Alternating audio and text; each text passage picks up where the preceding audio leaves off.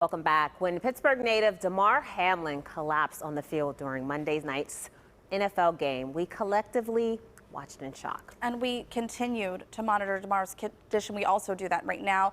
But we also thought, what would we do if something like that happened on the field of our own child's soccer game or football practice or just a stranger out in the streets? Right, and you don't have to be a parent to know basic CPR skills are important for all of us. So joining us today for a demonstration, Roland Castro-Boulware is the Community Impact Director with the American Heart Association, and Josh Worth, standing beside me, is an American Heart Association volunteer, also a paramedic.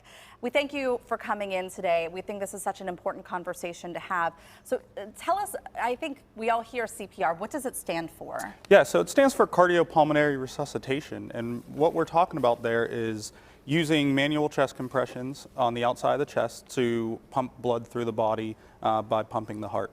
Yeah, and is it something that you need to be certified to do, or can anyone perform it in the event of an emergency? So anybody can do it. Anybody can learn CPR, and anybody can do CPR. We do recommend you get certified, and there's multiple ways to do that. You can get certified online through the AHA, and you can take a class usually from your local fire department or ambulance service. We're seeing a little bit of video here, and we're going to actually demonstrate this in just a minute with Roland. But are there differences between an adult, a teenager, and a child in how you perform this? Yeah, so for adults and teenagers, we just have to do hands-only CPR, and we want to push hard and fast as quickly as we can after someone collapses.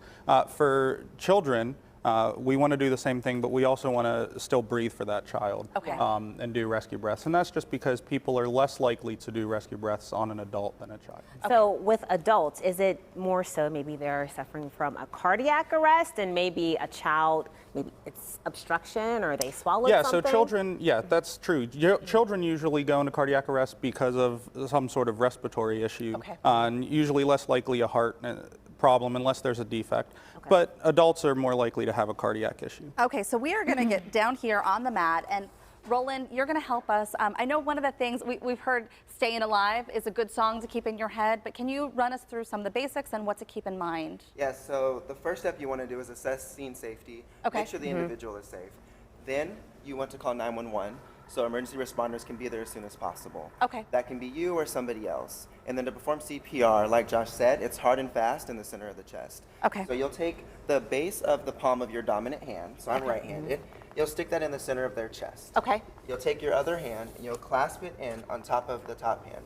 You'll keep your arms straight, and you're really going to use your body weight to push down and provide those compressions. I know that this is a little graphic, Roland, but my husband is a first responder, and I've heard that you may actually hear this clicking because during the process you could potentially break ribs, Yes. but that's okay. Yes, you could, and that's okay. Your purpose is to keep that heart pumping until emergency services can arrive. Now, what about the song that you should be thinking about in your mind? What is the purpose of that? So that purpose of the song is to make sure you're going at that rate of 100 to 120 beats per minute. So Staying Alive is one.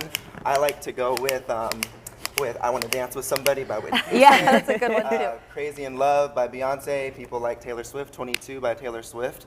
That's also going to be within that 100 to 120 beats per minute range. Okay. Josh, we did that for 30 seconds, and I know in your role you have to perform this a lot.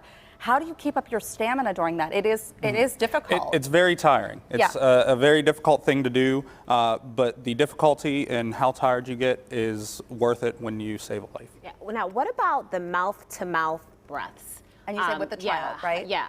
How long do you do that for, and is there a special technique for that?